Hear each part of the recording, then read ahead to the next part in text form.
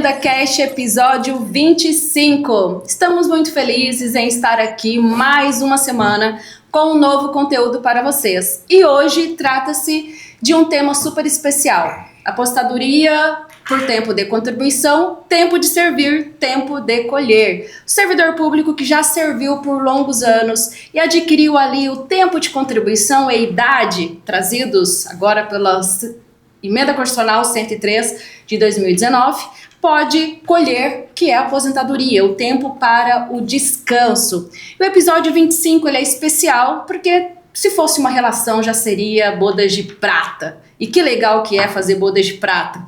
E eu estou aqui com um convidado especial para esse episódio, que é o Éder Moraes, o nosso coordenador de atendimento, que já esteve no episódio passado, esteve em outro episódio sobre CTC e está aqui para contribuir com esse tema importante e compartilhar o seu conhecimento. Éder, bem-vindo ao Agenda Cast mais uma vez. Obrigado, muito obrigado pelo convite. Terceira vez, pode pedir música na próxima. Pois é, já vou pedir música. E ó, se é bodas de prata, 25 anos, pela 103 já dá pra aposentar, viu? 25 Tem que sobe a idade. Verdade, dá pra considerar, viu? Os demais requisitos. Vamos ver se preenche. Já tem 70% da média, Vamos se ver se preenche os outros requisitos, aí voltamos a falar nesse tema. Mas o Éder está super ativo, apesar de ser bodas de prata do episódio da Agenda Cash, não tem ainda condições de aposentar. Não, muito longe. Ainda muito com o nosso dia a dia aqui da Agenda Assessoria. À vontade para suas considerações iniciais. Pois é, falamos da compulsória e hoje a gente vai falar de tempo de contribuição, né? São ali irmãs ou talvez primas distantes, né? Mais prima, né? Se você considerar os requisitos. Se fosse irmãs, era Ruth e Raquel. Uma boa e uma ruim. Não vamos colocar como boa ou ruim. Vamos colocar assim, as duas boas, mas uma melhor e a outra boa, né? Pra não ter esse paradigma. Pra não falar que é ruim, né? Tá bom, me convenceu, vamos lá. Mas afinal, Éder, o que é apostadoria por tempo de contribuição? Já iniciando o bate-papo nosso aqui. É só tempo de trabalho que é considerado? Como que funciona essa aposentadoria? Interessante, né? Inclusive a gente tinha antes, né, ali, tempo de serviço, conceitos totalmente distintos, né? Nós temos pessoas que trabalham, né, que têm o seu serviço, mas não têm contribuição.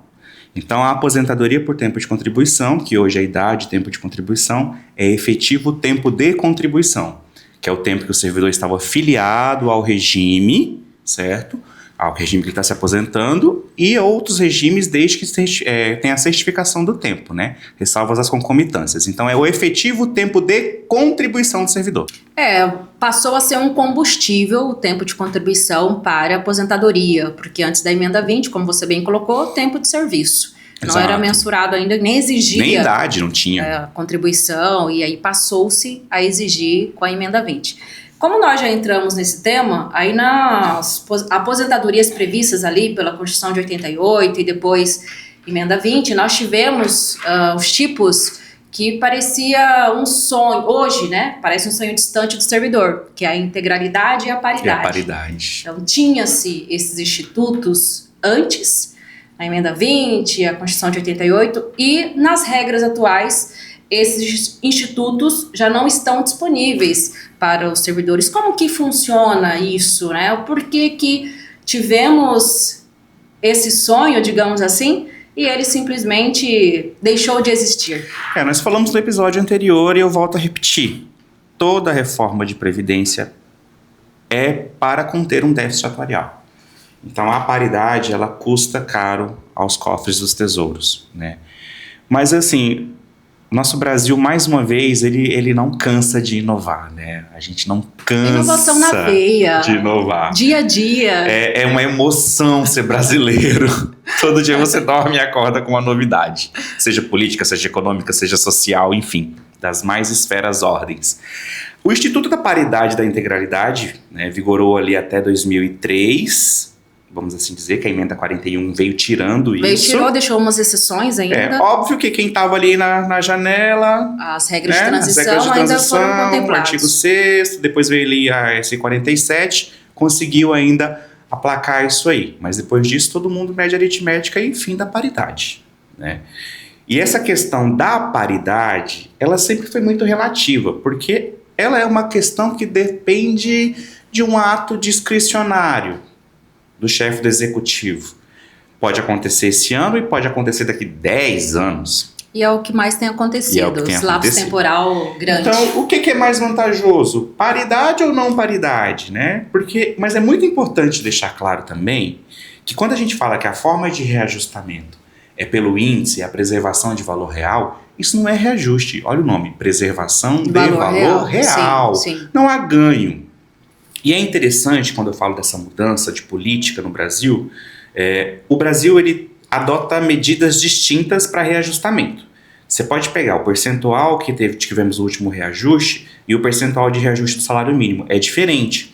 O governo tem uma metodologia de cálculo de valorização do salário mínimo. Então, o que se reajusta de salário mínimo não se aplica a reajustes não paritários. O ganho do salário mínimo é um pouco maior. E nisso, as aposentadorias não paritárias tendem a ficar menores, mais próximas ao salário mínimo.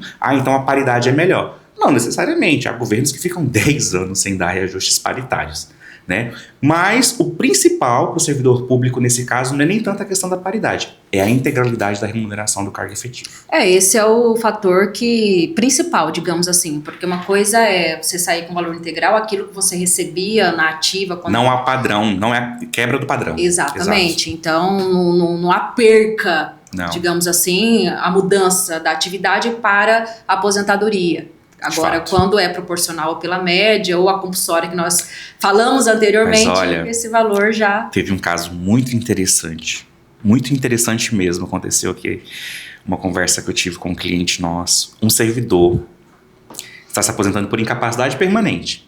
Só que depois da 103, o cálculo é o mesmo. É o mesmo. Não muda, por isso que eu estou trazendo essa questão. A remuneração dele era alta, hipoteticamente R$20 mil, tá? O teto do executivo lá era R$22 mil. A aposentadoria dele, pela média, deu tipo R$23 mil. Ele tinha condições de sair, né, com a integralidade da média dele ali. Se ele fosse sair, por exemplo, uma regra de cargo efetivo, ele ia sair com um valor menor do que a média, porque ele contribuiu por 44 anos. Os servidores que têm um tempo alto de contribuição, vai acontecer esse fenômeno. Foi muito interessante. Porque assim, tem alguns servidores que começaram a vida laborativa muito cedo e ainda está muito bem. Então, chega a certo tempo, ele ainda consegue ali 40 anos de contribuição, como você colocou. Ou aquela situação de que implementou requisitos, aí ele continuou com a bônus de permanência até o limite da compulsória. E aí, claro, a bônus de permanência é um caso à parte. Mas ele consegue tempo de contribuição alto. E aí, automaticamente, esse cálculo coloca lá os 60 mais 2%, você vai somando o que excede os 20%, vai dar um tempo de contribuição razoável, que o valor dele vai ser melhor. Vai ficar melhor. E a emenda constitucional 103, ela tirou aquelas travas de cargo efetivo, né?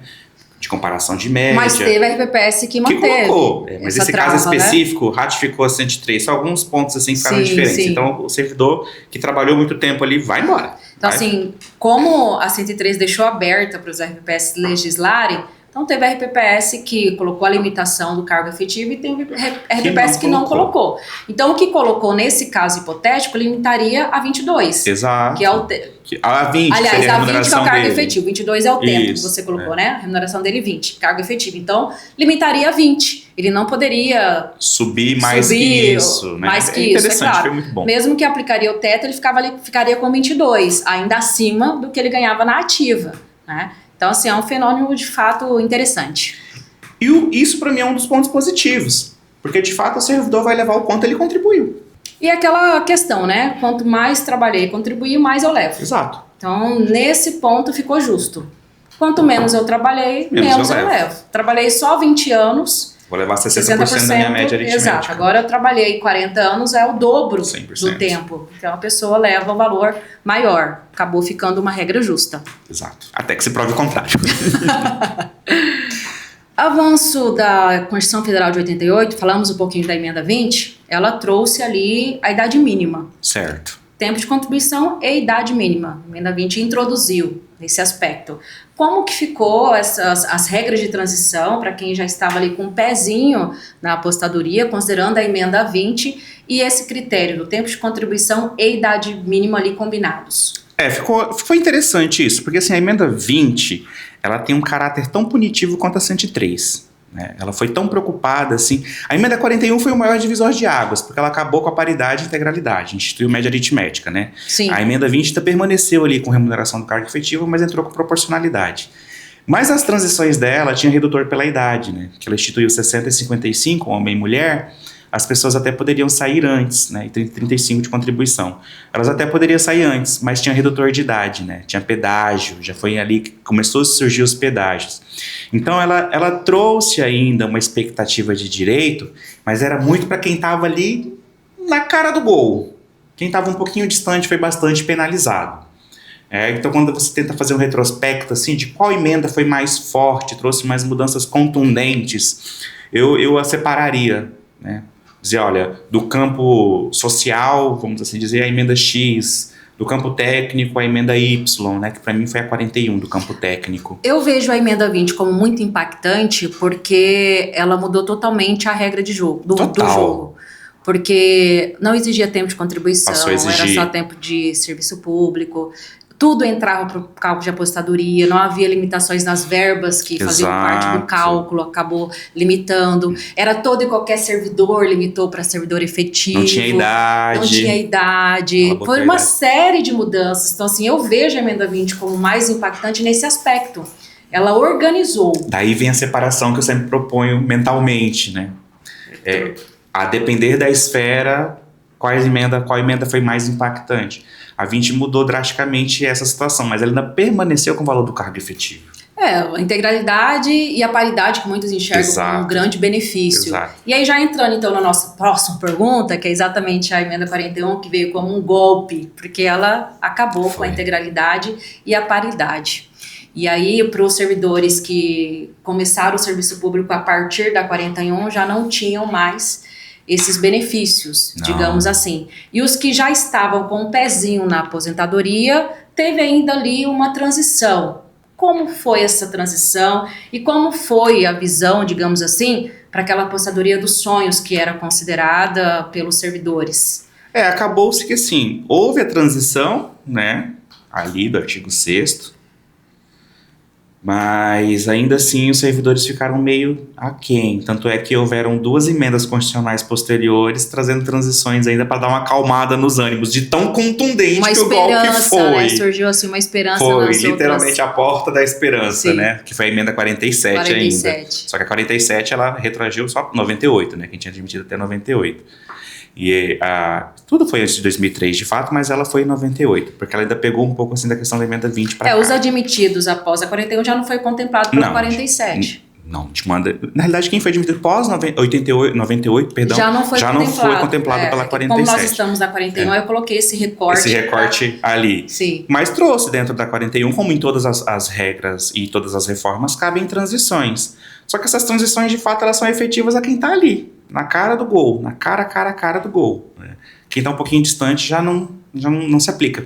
E essa questão da transição também é interessante, eu falo sempre que assim, né, que a gente aprende conversando, né? Sim. Nós tivemos uma visita, há um tempinho atrás, de um outro cliente nosso, e lá houve uma conversão de regime. Servidores que eram empregados públicos, a empresa foi extinta, essas pessoas foram integradas ao quadro do RPPS. E para esses servidores, regras de transição não se aplicam. Qual que foi o critério defendido para não aplicação?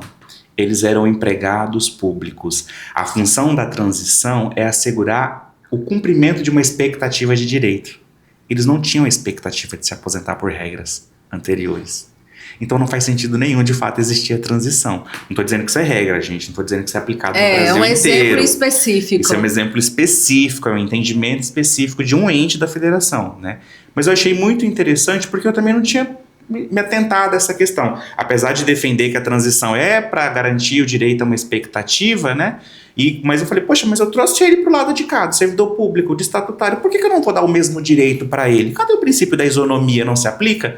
Não se aplica. Por quê? O direito da transição é para assegurar um direito, uma expectativa que a pessoa tinha naquele momento. Eu era de outro grupo, não tinha nada a ver com aquilo ali. Aí eu migrei para esse grupo, então você não tinha direito nenhum. Ele acabou já sendo contemplado, digamos assim. Pela punição da anterior. Foi exatamente isso. Mas não tem muito para onde fugir. Não. Mas citamos um pouquinho a 47, já entrando 2 anos depois, em 2025. 2005, Isso. corrigindo, 2025 é hoje. 2005 foi quando veio a 47. É que ela tá incutida com a boda de prata. Verdade, tô aqui ainda com isso na cabeça. Mas a emenda 47 de 2005, ela foi um resgate, né, uma esperança, digamos assim, no Instituto de Paridade e Integralidade. Mas, como nós já bem colocamos, teve aí alguns servidores contemplados, não foram todos contemplados com ela. Como que isso funcionou para o servidor público? Ela já veio com aquele pressuposto de contribuir mais, né? Ó, você não vai se aposentar, não vai ter uma redução, mas você vai ter que trabalhar um pouquinho mais. Ah, eu não tenho idade, trabalha mais, né? Porque ela trouxe um tempo que excedia contribuição, diminui a uma regra idade. de pontos. Exato, a pontuação. 8595, né? 85 pontos mulher, 95 homens. 55-30, 60-35, né? E aí ela veio trazendo isso aí. Inclusive as pensões derivadas dela acabaram sendo pensões paritárias. E as últimas pensões paritárias são as oriundas dos aposentados. Dos aposentados. Pela emenda 47. Pela emenda 47 e pela da IC70, né? Que introduziu o 6º. Então isso trouxe. Só que assim, e é interessante a alteração da legislação, principalmente essa questão de transição, e no Instituto da Pensão por Morte, é que na 103 hoje a gente tem o cálculo da incapacidade permanente. Porém, se o servidor tinha direito adquirido, ele acaba primeiro calculando a aposentadoria no que ele teria direito. Sim, para se depois calcular a pensão. Okay. Como se aposentado fosse, aí você chega ao cálculo. Exato. E aí, vamos colocar assim que ele tinha direito, por exemplo, a IC47, que vigorou até as vésperas da entrada em vigor da emenda constitucional e das leis complementares. Aí ele teria direito a aposentar na emenda 47. Essa pensão seria paritária de hipótese alguma. Uma coisa não tem mais nada a ver com a outra. Não tem relação. Exatamente. Foi totalmente descontextualizado uma coisa da outra. Mas a emenda 47 abarcou um público que estava ali desacreditado, triste, que não teria mais integralidade e paridade, e acabou trazendo essa galera para integralidade e paridade. Entretanto, é interessante, é latente isso hoje, que servidores ainda com direito à integralidade, paridade e algumas médias, ainda opte por sair, integralidade e paridade, ainda opte por sair por média. Porque como acabou essa limitação em alguns entes federativos de cargo efetivo na média, que pode extrapolar 100% da contribuição, talvez o valor em média fique mais atrativo do que o valor do cargo efetivo. Sim, pode ter essa conotação. Sim. Né? E aí, para os servidores que estavam nessas mudanças das emendas constitucionais, transição, dentre outros, como que o servidor pode se planejar melhor? Uma espécie de um mapa desses enquadramentos. Onde que ele enquadra, qual a emenda constitucional, para ele averiguar ali a apostadoria mais vantajosas, considerando integralidade, paridade, não integralidade, proporcionalidade e tal. Como que o servidor pode ter essa visão, digamos assim, e ver ali onde que eu me encaixo? Como que vai funcionar para mim? Só procurar o RPPS e simular no Sisprev Web. Brincadeira. É uma boa resposta, mas vamos detalhar um pouquinho melhor. Conhecimento é poder. Conhecimento Total. é poder. Então, nesse momento decisório, é muito importante que ele tenha conhecimento dos seus direitos. Direito de averbar tempo. Vou voltar lá na CTC. Direito de averbar tempo, né? Direito a licenças não gozadas, mesmo que vedadas lá depois de 98 na emenda 20, né, que acabou com o tempo ficto. Então, é muito importante um planejamento financeiro, mas o planejamento previdenciário ele tem um outro braço, que é documental. É documental. O Brasil é um país que demorou para se informatizar. Inclusive, hoje ainda existem muitos RPPS que não possuem um sistema informatizado. Está tudo em papel, em ficha.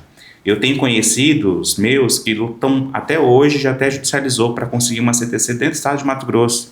Porque o próprio estado de Mato Grosso tem algumas informações em papel que não localiza mais, então não pode certificar um tempo que ele não tem conhecimento. Aí a pessoa tem que juntar comprovante de pagamento, anotações em carteira de trabalho para conseguir seu tempo certificado. Então é muito importante que o servidor tenha seu dossiê preparado, que ele tenha isso preparado, que ele leve isso ao conhecimento da unidade gestora do RPPS, que ele se planeje para sair por isso, né? Que ele tenha conhecimento de cálculos previdenciários. Agora para mim me aposentar, você está querendo me dizer que eu tenho que ser... Tenho que estudar. Eu tenho que estudar a previdência. Não é isso. Aprender a matemática previdenciária. Exato, mas o 1 mais 1 da previdência é muito importante que o servidor conheça. O RPPS vai me enganar? Em hipótese alguma. A gente já falou no episódio anterior. O RPPS tem um cunho social. O RPPS tem por obrigação e costume, vamos assim dizer, de dizer: olha, Hélida, você pode sair por essa regra, por essa regra e por essa regra. Essa é boa porque essa tem isso, essa tem isso, essa tem isso, essa não tem isso, essa tem aquilo. E te dá o direito de opção. Mas você opinar de uma coisa que você não conhece, não faz sentido nenhum, né? Então é muito importante que você tenha conhecimento sobre as regras ao qual você tem direito, a sua carreira, seja magistério, seja força de segurança, membro de poder, né? Porque a gente fala assim que tem pessoas que não entendem muito, né, sobre a previdência e tudo. Tem que ter curso superior, tem que ser letrado. Não necessariamente. Não Nós necessariamente. Temos conteúdos riquíssimos aí na internet, no YouTube, os nossos episódios que podem auxiliar nessa busca pelo conhecimento previdenciário. Exato. E as pessoas que têm mais dificuldade, existem as associações, os próprios sindicatos, que estão ali para dar todo esse apoio. Então, o importante nesse momento de construção, né, do momento da colheita, é plantar e ter conhecimento. Tem que ter conhecimento. Se não tiver conhecimento, não vai. É muito interessante isso que você colocou, essa jornada por reunir os documentos, o dossiê, para ele estar preparado para a aposentadoria, porque isso vai acelerar o seu processo. Muito. Vai enquadrá-lo muito rapidamente as regras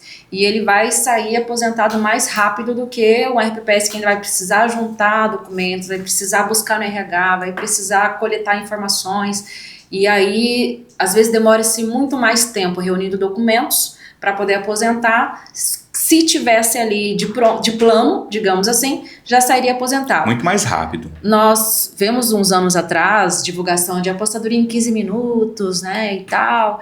É possível? É possível até em menos tempo. Se o sistema tiver, o Sisprev Web, por exemplo, tiver com todas as informações, com as averbações, tudo necessário, simulou, deu direito, já abre a aposentadoria e já pode praticamente aposentar a pessoa ali de plano. Exatamente. Então tudo depende do quê? Das informações e dos documentos comprobatórios daquelas informações. E por mais que seja de responsabilidade da unidade gestora e do ente federativo ter o assentamento funcional organizado do servidor, o principal interessado é ele. Exato. O principal interessado é ele. Tá? Então cabe a ele também ter esse planejamento e ter essa noção da necessidade da sua documentação atualizada. E aí, vindo já para a atualidade, a emenda 103 de 2019 foi praticamente um terremoto ali na vida dos servidores, no sentido de balançar tudo, digamos. E como? Teve uma mudança aí muito grande nesse aspecto. Quais foram essas mudanças? Já falamos um pouquinho delas, mas vamos enfatizá-lo aqui nessa pergunta, nesse questionamento, para que o servidor tenha aí a visão de como é que hoje está vigorando. Sabemos que ficou aberto aos RPPS e alguns inovaram nesse ponto de idade, tempo de contribuição, cálculo especificamente, mas temos a linha geral, que é a da 103. Por outro lado, tivemos poucos RPPS que seguiram a 103. Pouquíssimos. Falamos no episódio anterior, pra você ter ideia, 26% apenas dos RPPS que seguiram, e pelo indicador do próprio Ministério da Previdência, 74% inovaram. Fizeram diferente do que está na 103. Mas como funciona, Éder? Vamos deixar claro aqui para o nosso público. Desafio, viu? Desafio. A gente aqui é que sabe a luta diária para poder interpretar e atender todo mundo da forma que foi legislado.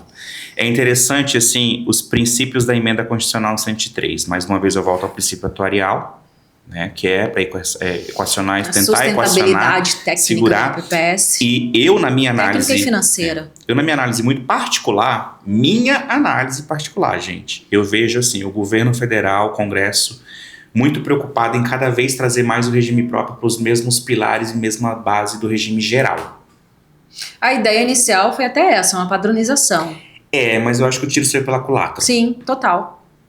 Eu acho que ele causou foi mais a falta pulverizou mais. Antes nós tínhamos todas as regras de maneira constitucional e todo mundo ali no mesmo bojo. Emenda 41, hoje cada um tem o 47, 70. Hoje cada um tem o seu. E eu falo sem medo de ser feliz que hoje nós temos muitas dúvidas ainda. E quando eu digo nós, eu estou dizendo todas as pessoas que atuam diretamente na matéria previdenciária do servidor público relacionada à aplicação das normas da 103, conforme o que foi feito pelos estados e municípios, né? Porque deu a entender que quem legislou lá tá pensando de uma forma, quem leu do outro lado tá pensando de uma outra forma e quem vem ler aqui pensa de outra forma. Além do pensamento tem a interpretação, que abriu-se muito para isso, Exato. enfim, aí acabou virando uma miscelânea. Então ela trouxe assim, a questão, acabou-se, né, a questão assim, do tempo de contribuição, vamos dizer, hoje é 25 anos, 20 anos homem, 15 mulher, perdão, 25 anos. 25 anos, 20... A regra 15, permanente, a as regra regras permanente, permanentes. isso. 25 e 20. E eu começo ali em 60% com 20 anos de contribuição, mais 2% e mulher 15. Isso é a regra permanente da Emenda Constitucional 103 e 100% do período contributivo de julho de 94, ou depois se o ingresso foi posterior. Trouxe a questão também do RPC, que os entes foram obrigados a instituir seus RPCs ou aderir a um RPC. Se você olhar para a realidade Brasil, municípios, por exemplo, no estado de Mato Grosso, não se aplica muito. Quem que ganha 8.157 em um município de pequeno porte hoje? É raro o caso. E normalmente esses pequenos municípios estão até vinculados ao regime geral, nem estão no RPPS, mas enfim, trouxe essa questão por conta da União, né? Só que ele trouxe ali, como eu já disse, na minha opinião pessoal, uma disparidade na questão da pensão e da compulsória, a incapacidade permanente também, que é tema para um outro podcast, mas compartilha o mesmo tipo de cálculo, né? E o que eu acho muito interessante e que é uma discussão grande que nós temos interna e com o cliente é a aplicação do artigo 26 da Emenda 103, né? Que é a possibilidade de descarte de remuneração para melhora da média. Por que esse tema trouxe um pouco de confusão, de conflito na realidade? A Emenda 103, ela vem com 100% da remuneração de contribuição. Então é 100% do meu período contributivo. Tudo que eu tiro é dos 100%. Fácil, limpo, todo mundo entendeu, todo mundo aplica. Só que quando eu abro a possibilidade do meu ente legislar, teve gente que manteve 80, teve gente que colocou transição 80-100, teve gente que colocou 90. E aí, como é que fica esse cálculo do descarte? 90, 85, 95, foram N's percentuais utilizados. Na regra anterior, eu já tinha um descarte natural das 20% menores. Sim. Né? E agora? Então, o que nós temos agora, por exemplo? Foi sedimentado em um cliente há um tempinho agora, nós tivemos até que fazer uma pequena adaptação no sistema, que ele entende que eu tiro remuneração, apuro o meu percentual, que lá é 90, apuro os 90 e calculo. Tiro, apuro os 90 e calculo. Tem cliente que disse que não, que só se aplica em regras que é de 100%, porque as outras já há um descarte natural. Né? E o nosso desafio, enquanto parte técnica, é entender esse entendimento, né, vamos assim dizer, do cliente e trazer isso para a ferramenta para que o cliente consiga utilizar. É um desafio e uma oportunidade, porque... Mais uma oportunidade. Para quem atua como especialista, como nós temos vários aqui na empresa, no quesito de vivenciar isso no dia a dia, o tempo todo, acaba tendo mais facilidade de entendimento e de aplicação isso na solução tecnológica. Quando eu coloco entendimento, não é entendimento unilateral só a Gênesis, mas entendimento em conjunto com o cliente, daquilo que o cliente interpreta e entende. E aí nós aplicarmos isso na solução tecnológica. Às vezes nosso entendimento ele pode não ser similar ao do cliente, mas o que prevalece é o entendimento ali do cliente, sempre. Exato, e a ferramenta é adaptada para isso. Então é muito importante entender e compreender o funcionamento para você transformar isso em um resultado científico. De fato, e muitos dos nossos clientes nos procuram para tentar entender como outros trabalham, né? O que vocês entendem com base nas experiências de vocês? Teve algum cliente que tem esse mesmo artigo da minha legislação? Como que eles aplicam lá para aplicar aqui de forma similar? Sempre tem essa troca. Sempre tem essa troca. E o bacana de ter essa diversidade é exatamente essa, as boas práticas de um RPPS poder contribuir com o outro. É onde a gente aprende, né? Então, assim, essa questão do artigo 26 pegou muito, a forma de aplicação, né? Tem cliente que acredita que não se aplica a ele porque ele já tem um descarte natural de 10% ou 20% das remunerações de contribuição. Quando eu falo 60% mais 2%, tem cliente que é 50% e mais 1%, e não é com 20, é com 15 anos, né? Então, assim, ele trouxe também, a 103 trouxe pedágio, trouxe pontuação nas transições, como todas trazem, só que ela já não está mais tão relacionada a uma perca de valor, né, na questão da aposentadoria, é mais uma questão de cumprir a expectativa do direito naquela regra anterior ainda ali. E nós temos uma massa de servidores ainda que estava bem na janela, né? O Brasil vem de uma decrescência ali na realização de concursos públicos, a qualquer nível, estadual, federal, municipal. Então, muitos dos nossos servidores, de fato, já estavam no jogo quando a regra nova, em 2019, entrou em vigor, e aí eu preciso transicionar esses servidores nessas regras, né? Mas, para mim, assim, um dos maiores desejos do governo à época, quando entrou em vigor a reforma, era uma uniformização do regime geral com o regime próprio, que para mim isso não aconteceu, saiu totalmente às avessas. Se for falar assim que era para ficar melhor, para mim ficou pior, né? Ficou pior olhando nesse sentido. Não faço juízo de valor de legislação nesse caso, mas uma questão de padronização.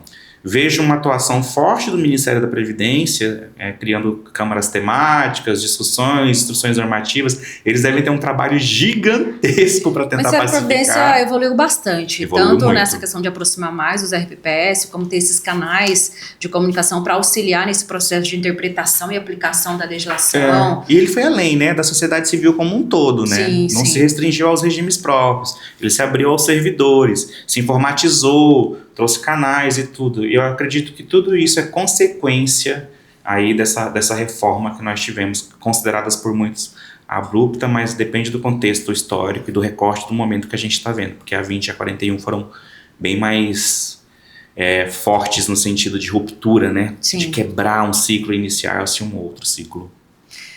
Esse tema, ele é amplo. Poderíamos ficar aqui vários episódios tratando só de apostadoria por tempo de contribuição, porque tem vários pontos ali que, se você pegar um gancho dele, o artigo 26 mesmo é um deles que poderia debater num episódio específico. Mas, caminhando para o fim do nosso podcast de hoje, Éder, a apostadoria por tempo de contribuição, quais são os procedimentos para aquele servidor que pretende aposentar por esse tipo de apostadoria? Sabemos que nem todos poderão, mas sim, os que podem, quais são os procedimentos? Qual o passo a passo, ou pelo menos uma dica para que esse servidor se prepare? Ela é voluntária, né? O servidor vai sair se ela quiser, se ele quiser. Nem todos os RPPS, nem todos os municípios possuem abono de permanência, né? A 103 facultou o abono. É um outro tema que a gente pode abordar em um episódio futuro. Então pode ser que tenha, pode ser que não tenha, né?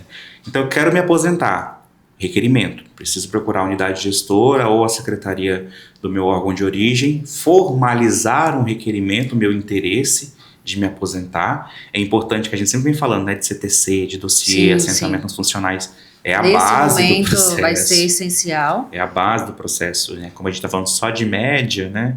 Então, seu salário de contribuição precisa ser incluso, né? É interessante também que no 103, né, alguns RPPS incluíram nas suas reformas a possibilidade de se usar o 13º salário na média. Sim, né? Então ele entra como numerador e como denominador. Está atento, né, a essas informações, porque, querendo ou não, são coisas novas, né? Isso foi chamado de nova previdência para dar um caráter de novo, de diferente, de inovador. Por mais que já fazem aí 6 anos dessa reforma, ela ainda é nova. Então tem muito RPPS que está trabalhando recentemente com essa regra, tem RPPS que aposentou poucos servidores nas regras da reforma. Estava todo mundo aposentando ali ainda no direito adquirido.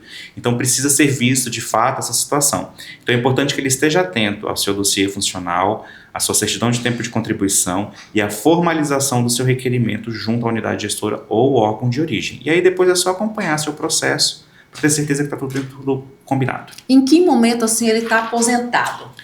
A partir do momento que é publicado o ato em diário oficial, né? Publicou, tem a portaria ou decreto do chefe do executivo, publicado em diário oficial, considera-se aposentado. Tem uns que inclusive colocam a moldura, né? Aquela publicação ali é tempo de colher. Que foi quando veio a colheita, o momento do descanso, uma conquista. Exato. Foi até muito bacana aqui em Cuiabá, quando nós lançamos o programa Papel Zero junto com a Cuiabá Prev, né? À época tinham 3 servidores que estavam se aposentando e o processo foi 100% digital e teve uma solenidade com o prefeito para fazer a assinatura dos atos, né? Todas estavam assim muito felizes e você via a percepção dela assim, uma sensação de dever cumprido. Sim, isso é bacana. Né? Elas estavam com aquela sensação de dever cumprido e estavam também muito felizes que o RPPS usou elas como modelo de um processo 100% digital. Para esse momento importante. Né? O servidor se sentiu valorizado do início ao fim da sua jornada contributiva Tem alguns RPPS que fazem solenidade de entrega de título da aposentadoria para marcar esse momento e agradecer e reconhecer o tempo que ele esteve ali dedicado à sua vida De fato. laboral ao município, ao estado. Isso é bacana também, como uma boa prática para o reconhecimento dos servidores. E certamente os sorrisos dos rostos estarão radiantes. E a diferença dessa aposentadoria é que ela é voluntária, então ela tende a ser mais programada. A pessoa deseja aquele momento, né? É um filho que está nascendo. Ela já ali. planejou tudo aquilo. A maioria, agora eu vou viajar, agora eu vou cuidar mais dos netos, vou cuidar mais da casa, vou cuidar mais de Vou mim. empreender. Exato. Cada um tem ali já o seu projeto de vida para esse momento da aposentadoria, que É isso aí. realização de um sonho para muitos. E o nosso Agenda Cast de hoje fica por aqui. Éder, gratidão pela sua valiosa contribuição no tema de hoje. No próximo episódio, o Éder estará aqui conosco novamente. É uma alegria, uma satisfação tê-lo sempre aqui. E te deixo à vontade aí para as considerações finais, para fechar esse episódio de hoje. Só agradecer mais uma vez o convite de você, né, de toda a diretoria aqui da Agenda, por nos oportunizar, tá passando um pouco de conhecimento, nos força até buscar alguma coisa diferente que tenha acontecido para trazer para a galera, né? Na hora de você pensar no roteiro, tem que buscar. Tem que buscar. Na hora que você vai se preparar também, tem essa busca, querendo ou não, acaba instigando, tanto você reciclar fica mais como se fosse outra questão, mas assim, atualizar o conhecimento. Atualizar seu conhecimento, né? de fato, atualizar reciclar. o conhecimento, você buscar na memória, através de uma pesquisa ali, aquilo que você já sabe, mas não é o dia a dia. E esse momento aqui, ele instiga muito isso. Instiga muito e traz para você também, talvez, uma nova percepção de algo para você que era claro, nítido, certo e absoluto. Olha, né? que para mim tem sido enriquecedor essas jornadas que eu tenho tido aqui apresentando a Agenda Cast. Para mim também, que não perco nenhum episódio, viu? Muito bem, e curte, compartilhe lá. E você que está aí conosco também, curta, compartilhe nossos episódios para mais pessoas, para ter mais alcance. Para nós é uma satisfação estar aqui. Fazemos isso com muita alegria, com muita satisfação, porque são anos da empresa dedicando a atuar com a RPPS, exclusivamente em RPPS, e estamos aqui para isso. E quanto mais vocês compartilhem, mais nos motiva a estar aqui. Com certeza. Porque se não tiver público, não tem razão de existir. É o nosso combustível, os likes. Obrigado, Hélida. Gratidão, Éder, gratidão a vocês que estiveram conosco até o final. Curta, compartilhe, mande suas dúvidas, sugestões, elogios, reclamações também, se houver. Para nós é uma satisfação conectar com vocês. Até a próxima.